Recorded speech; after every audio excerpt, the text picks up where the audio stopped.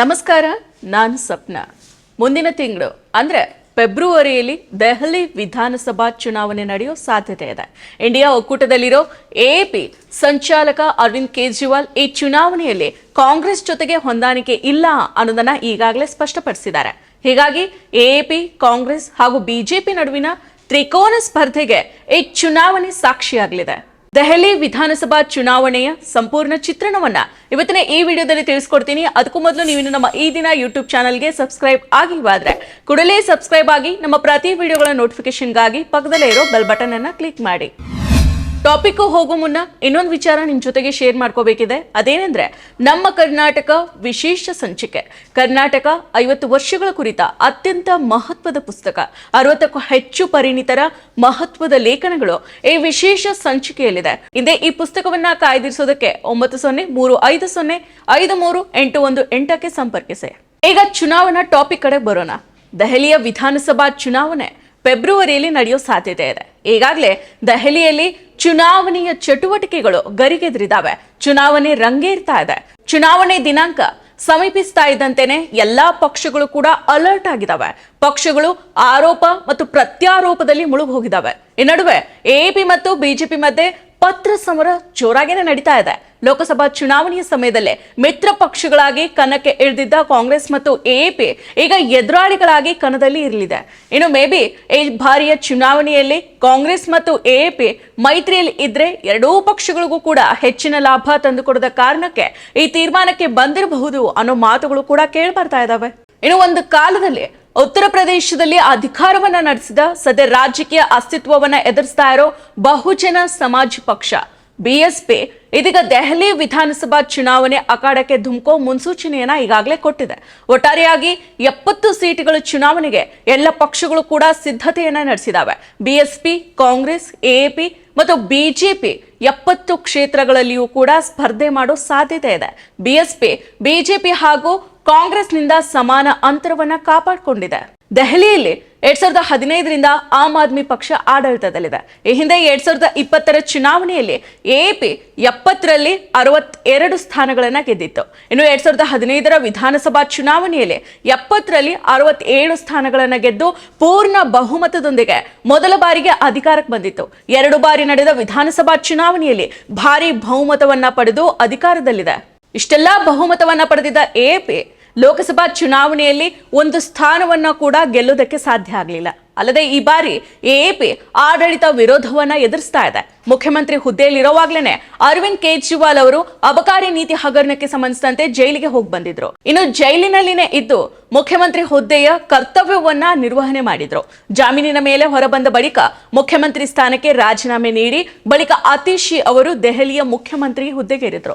ಈಗಾಗಲೇ ಎಪಿ ತನ್ನ ಎಲ್ಲ ಅಭ್ಯರ್ಥಿಗಳ ಪಟ್ಟಿಯನ್ನ ಬಿಡುಗಡೆ ಮಾಡಿದೆ. ಜೊತೆಗೆ ಎಪಿಯ ರಾಷ್ಟ್ರೀಯ ಸಂಚಾಲಕ ಅರವಿಂದ್ ಕೇಜ್ರಿವಾಲ್ ಅವರು ಜನರ ಮುಂದೆ ಹೊಸ ಭರವಸೆಗಳನ್ನ ಇಡ್ತಾ ಇದ್ದಾರೆ. ವಿಶೇಷ ಯೋಜನೆಗಳ ಮೂಲಕ ಮತದಾರರನ್ನ ಎಪಿಯ ಪರವಾಗಿ ಒಲವು ವ್ಯಕ್ತ ಆಗುವಂತೆ ಮಾಡ್ತಾ ಇದ್ದಾರೆ. ಇದೀಗ ಅವರು ಪೂಜಾರಿಗಳು ಮತ್ತು ಗ್ರಂಥಿಗಳ ಸಮ್ಮಾನ್ ಯೋಜನೆಯನ್ನ ಘೋಷಣೆ ಮಾಡಿದ್ದಾರೆ. ಒಂದ್ ವೇಳೆ ಈ ವಿಧಾನಸಭಾ ಚುನಾವಣೆಯಲ್ಲಿ ಎಪಿ ಗೆದ್ರೆ ಪೂಜಾರಿ ಗ್ರಂಥಿ ಸಮ್ಮಾನ್ ಯೋಜನೆ ಅಡಿಯಲ್ಲಿ ದೇವಾಲಯಗಳಲ್ಲಿನ ಅರ್ಚಕರು ಮತ್ತು ಗುರುದ್ವಾರಗಳ ಅನುದಾನಕ್ಕೆ ತಿಂಗಳಿಗೆ 18,000 ರೂಪಾಯಿ ನೀಡೋದಾಗಿ ಘೋಷಣೆಯನ್ನ ಮಾಡಿದ್ದಾರೆ. ಇಂತಹ ಯೋಜನೆ ಈ ದೇಶದಲ್ಲೇನೆ ಮೊದಲ ಬಾರಿಗೆ ಘೋಷಣೆ ಆಗಿದೆ ಅಂತ ಹೇಳ್ಕೊಂಡಿದ್ದಾರೆ. ಇನ್ನು ಮುಖ್ಯಮಂತ್ರಿ ಅತೀಶಿ ಅವರು ಕಲ್ಕಾಜಿ ಕ್ಷೇತ್ರದಿಂದ ಕಣಕ್ಕಿಳಿಯಲಿದ್ದಾರೆ. ಇವರ ವಿರುದ್ಧ ಕಾಂಗ್ರೆಸ್ನ ಮಹಿಳಾ ಘಟಕದ ರಾಷ್ಟ್ರೀಯ ಅಧ್ಯಕ್ಷ ಆಗಿರೋ ಅಲ್ಕಾ ಲಾಂಬಾ ಅವರನ್ನ ಕಾಂಗ್ರೆಸ್ ಕಣಕ್ಕಿಳಿಸಿದೆ. ಅಲ್ಕಾ ಲಾಂಬಾ ಈ ಹಿಂದೆ 2015ರಲ್ಲಿ ಚಾಂದಿನಿ ಚೌಕ ಕ್ಷೇತ್ರದಿಂದ ಎಪಿ ಅಭ್ಯರ್ಥಿಯಾಗಿ ಸ್ಪರ್ಧೆ ಮಾಡಿ ಗೆಲುವನ್ನ ಸಾಧಿಸಿದ್ರು. ಆ ಬಳಿಕ ಸೆಪ್ಟೆಂಬರ್ 2013ರಲ್ಲಿ ಕಾಂಗ್ರೆಸ್ಗೆ ಸೇರ್ಪಡೆ ಆಗಿದ್ರು. ಇನ್ನು ಎಪಿಯಿಂದ ಮಾಜಿ ಸಿಎಂ ಅರವಿಂದ್ ಕೇಜ್ರಿವಾಲ್ 4ನೇ ಬಾರಿಗೆ ನವದೆಹಲಿ ಕ್ಷೇತ್ರದಲ್ಲಿ ಕಣಕ್ಕಿಳಿದಿದ್ದಾರೆ. ದೆಹಲಿ 70 ಕ್ಷೇತ್ರಗಳಲ್ಲಿಯೂ ಕೂಡ ಎಪಿ ನಾಯಕರು ಚುನಾವಣಾ ಪ್ರಚಾರವನ್ನ ಮಾಡ್ತಾ ಇದ್ದಾರೆ. ಇನ್ನು ಕಾಂಗ್ರೆಸ್ ಈಗಾಗಲೇ 48 ಅಭ್ಯರ್ಥಿಗಳ ಪಟ್ಟಿಯನ್ನ ಬಿಡುಗಡೆ ಮಾಡಿದೆ. ದೆಹಲಿಯ ಮಾಜಿ ಮುಖ್ಯಮಂತ್ರಿ ಶೀಲಾ ದೀಕ್ಷಿತ್ ಅವರ ಪುತ್ರ ಸಂದೀಪ್ ದೀಕ್ಷಿತ್ ಅವರನ್ನ ನವದೆಹಲಿಯಲ್ಲಿ ಕೇಜ್ರಿವಾಲ್ ವಿರುದ್ಧ ಕಣಕ್ಕಿಳಿಸಿದೆ. ದೆಹಲಿಯಲ್ಲಿ 1998ರಿಂದ ಬಿಜೆಪಿ ಅಧಿಕಾರದಿಂದ ಹೊರಗುಳಿದಿದೆ. ಕಳೆದ 10 ವರ್ಷಗಳಿಂದ ಲೋಕಸಭಾ ಚುನಾವಣೆಯಲ್ಲಿ ದೆಹಲಿ ಎಲ್ಲ ಕ್ಷೇತ್ರಗಳನ್ನ ಗೆದ್ಕೊಂಡಿರೋ ಬಿಜೆಪಿ ವಿಧಾನಸಭಾ ಚುನಾವಣಾ ಸಮಯದಲ್ಲಿ ಎಪಿಯ ವಿಜಯ ಯಾತ್ರೆಯನ್ನ ತಡೆಯೋದಕ್ಕೆ ಸಾಧ್ಯ ಆಗಿಲ್ಲ. ಈ ಬಾರಿ ಎಪಿಯಿಂದ ಅಧಿಕಾರವನ್ನ ಕಿತ್ಕೊಳ್ಳೋದಕ್ಕೆ ಬಿಜೆಪಿ ಹವಣಿಸ್ತಾ ಇದೆ. ಚುನಾವಣಾ ಧೀರ ಅಂತ ಅನ್ಸ್ಕೊಂಡಿರೋ ಪ್ರಧಾನಿ ನರೇಂದ್ರ ಮೋದಿ ಅವರು ಈಗಾಗಲೇ ದೆಹಲಿಯಲ್ಲಿ ಪ್ರಚಾರವನ್ನ ನಡೆಸ್ತಾ ಇದ್ದಾರೆ. ಬಿಜೆಪಿ ಕೂಡ ತನ್ನ 29 ಅಭ್ಯರ್ಥಿಗಳ ಮೊದಲ ಪಟ್ಟಿಯನ್ನ ಬಿಡುಗಡೆ ಮಾಡಿದೆ. ಆಮ್ ಆದ್ಮಿ ಪಕ್ಷ ಮತ್ತು ಕಾಂಗ್ರೆಸ್ ರಾಷ್ಟ್ರ ಮಟ್ಟದಲ್ಲಿನೇ ಬಿಜೆಪಿಯ ಬದ್ಧ ವಿರೋಧಿಗಳು. ಈ ಎರಡೂ ಪಕ್ಷಗಳು ಮೈತ್ರಿಯಾಗಿ ಬಿಜೆಪಿ ವಿರುದ್ಧ ಏಕತೆಯನ್ನ ಪ್ರದರ್ಶನ ಮಾಡ್ತಾ ಇದ್ದಾವೆ. ಬಹುತೇಕ ಎಲ್ಲಾ ರಾಷ್ಟ್ರೀಯ ಮತ್ತು ಅಂತಾರಾಷ್ಟ್ರೀಯ ವಿಷಯಗಳಲ್ಲಿ ಇಂಡಿಯಾ ಮೈತ್ರಿಕೂಟದ ಸಂಸದರು ಒಂದೇ ಧ್ವನಿಯನ್ನ ಹೊಂದಿದ್ದಾರೆ. ಆದ್ರೆ ಎರಡೂ ಪಕ್ಷಗಳು ದೆಹಲಿಯಲ್ಲಿ ಪ್ರತ್ಯೇಕವಾಗಿ ಸ್ಪರ್ಧೆ ಮಾಡ್ತಾ ಇದ್ದಾವೆ. ಈ ಬಾರಿ ಕಾಂಗ್ರೆಸ್ ತನ್ನ ಚುನಾವಣಾ ಬಲೆ ಬೀಸ್ತಾ ಇರೋ ರೀತಿ ನೋಡಿದ್ರೆ ಬಿಜೆಪಿಗೆ ಗೆಲ್ಲೋದಕ್ಕೆ ಕಷ್ಟ ಆಗ್ಬಹುದು. ಈ ನಡುವೆ ಪಕ್ಷಗಳು ಹಲವಾರು ಆರೋಪಗಳು ಮತ್ತು ಪ್ರತ್ಯಾರೋಪಗಳನ್ನ ಮಾಡ್ತಾ ಇದ್ದಾವೆ. ಮೊದಲಿಗೆ ಮತದಾರರ ಪಟ್ಟಿಯಿಂದ ಹೆಸರುಗಳನ್ನ ಅಳಿಸಿ ಹಾಕುವ ಮೂಲಕ ವಾಮ ಮಾರ್ಗದಲ್ಲಿ ದಿಲ್ಲಿ ವಿಧಾನಸಭಾ ಚುನಾವಣೆ ಗೆಲ್ಲೋದಕ್ಕೆ ಬಿಜೆಪಿ ಪ್ರಯತ್ನ ನಡೆಸ್ತಾ ಇದೆ ಅಂತ ಅರವಿಂದ್ ಕೇಜ್ರಿವಾಲ್ ಅವರು ಗಂಭೀರ ಆರೋಪವನ್ನ ಮಾಡಿದ್ದಾರೆ. ಹಾಗೇನೆ ಕಾಂಗ್ರೆಸ್ ಮತ್ತು ಬಿಜೆಪಿಯನ್ನ ಟೀಕೆ ಮಾಡ್ತಾ ಇದ್ದಾರೆ. ಅರವಿಂದ್ ಕೇಜ್ರಿವಾಲ್ ಅವರು ಬಿಜೆಪಿಯ ಮಾತೃ ಸಂಸ್ಥೆ ರಾಷ್ಟ್ರೀಯ ಸ್ವಯಂ ಸೇವಕ ಸಂಘದ ಮುಖ್ಯಸ್ಥ ಮೋಹನ್ ಭಾಗವತ್ ಅವರಿಗೆ ಪತ್ರನ ಬರೆದು ಬಿಜೆಪಿಯ ವಿರುದ್ಧ 2 ಗಂಭೀರ ಆರೋಪಗಳನ್ನ ಮಾಡಿದ್ರು. ಒಂದು, ಬಿಜೆಪಿ ಮಾಡಿದ ತಪ್ಪುಗಳನ್ನ ನೀವು ಬೆಂಬಲಿಸ್ತಾ ಇದ್ದೀರಾ ಅಂತ ಪ್ರಶ್ನೆ ಮಾಡಿದ್ರು. ಇದ್ರ ಜೊತೆಗೇನೆ ಹಲವು ಪ್ರಶ್ನೆಗಳನ್ನ ಕೇಳಿದ್ರು. ದೆಹಲಿ ವಿಧಾನಸಭಾ ಚುನಾವಣೆ ಸಮೀಪ ಇರೋವಾಗ್ಲೇನೆ ಕೇಜ್ರಿವಾಲ್ ಬರೆದ ಈ ಪತ್ರ ರಾಷ್ಟ್ರ ರಾಜಧಾನಿಯ ರಾಜಕೀಯದಲ್ಲಿ ಸಂಚಲನನ ಸೃಷ್ಟಿ ಮಾಡಿತ್ತು. ಈ ನಡುವೆನೆ ಕೇಜ್ರಿವಾಲ್ ಆರೋಪಕ್ಕೆ ಬಿಜೆಪಿ ತಿರುಗೇಟನ್ನ ನೀಡಿತು.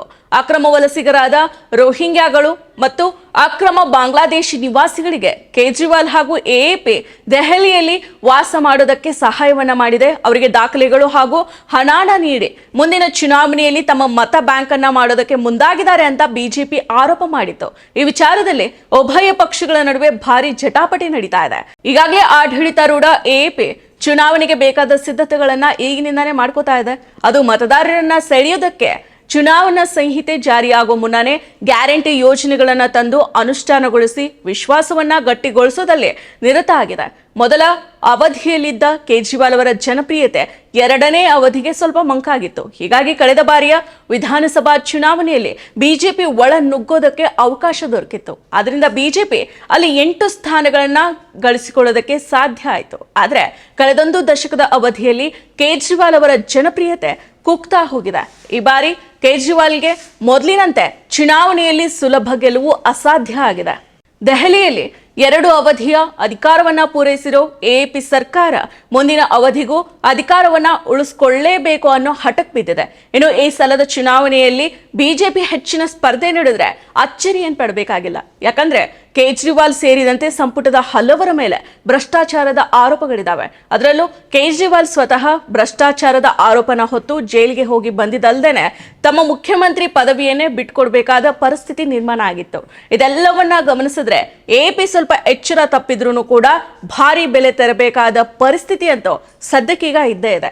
ಎಪಿ ಅಧಿಕಾರಕ್ಕೆ ಮರಳಿದ್ರೆ ಮಹಿಳೆಯರಿಗೆ ಕೆಲವು ಸೌಲಭ್ಯಗಳನ್ನ ಕಲ್ಪಿಸೋದು ಸೇರಿದಂತೆ ಕೆಲವು ಯೋಜನೆಗಳನ್ನ ಜಾರಿಗೆ ತರೋದಾಗಿ ಎಪಿ ಈಗಾಗಲೇ ಘೋಷಣೆ ಮಾಡಿದೆ. ಹಾಲಿ ಶಾಸಕರ ಪೈಕಿ 1/3 ಮಂದಿಯನ್ನ ಕೈಬಿಟ್ಟಿರೋ ಎಪಿ ಬಿಜೆಪಿ ಹಾಗೂ ಕಾಂಗ್ರೆಸ್ನಿಂದ ಬಂದಿರೋ ಕೆಲವರಿಗೆ ಟಿಕೆಟ್ನ ನೀಡಿದೆ.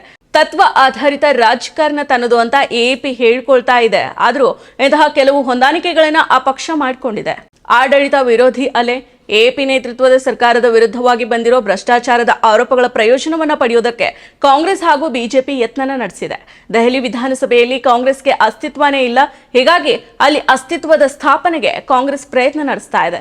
ಆದ್ರೆ ಬಿಜೆಪಿ ಹೆಚ್ಚು ಮಹತ್ವಾಕಾಂಕ್ಷೆಯನ್ನು ಹೊಂದಿದೆ. ಅದು ಎಪಿಗೆ ಪ್ರಬಲ ಪೈಪೋಟಿಯನ್ನ ನೀಡೋದಕ್ಕೆ ಎಲ್ಲ ಬಗೆಯ ಪ್ರಯತ್ನವನ್ನ ನಡೆಸ್ತಾ ಇದೆ. ಒಟ್ಟಾರೆಯಾಗಿ ವಿಧಾನಸಭಾ ಚುನಾವಣೆಗಳು ಸಮೀಪಿಸ್ತಾ ಇದ್ದಂತೆಯೇ ದೆಹಲಿಯಲ್ಲಿ ರಾಜಕೀಯ ಉದ್ವಿಗ್ನತೆ ಹೆಚ್ಚುತ್ತಾನೆ ಇದೆ. ನಮಸ್ಕಾರ. ಮತ್ತಷ್ಟು ವಿಶೇಷ ವಿಡಿಯೋಗಳನ್ನು ನೋಡಲು ಮತ್ತು ಹೊಸ ವಿಡಿಯೋಗಳ ಬಗ್ಗೆ ತಿಳಿಯಲು ಈ ದಿನ .com ಯೂಟ್ಯೂಬ್ ಚಾನೆಲ್ ಸಬ್ಸ್ಕ್ರೈಬ್ ಮಾಡಿ ಮತ್ತು ಬೆಲ್ ಐಕಾನ್ ಕ್ಲಿಕ್ ಮಾಡಿ.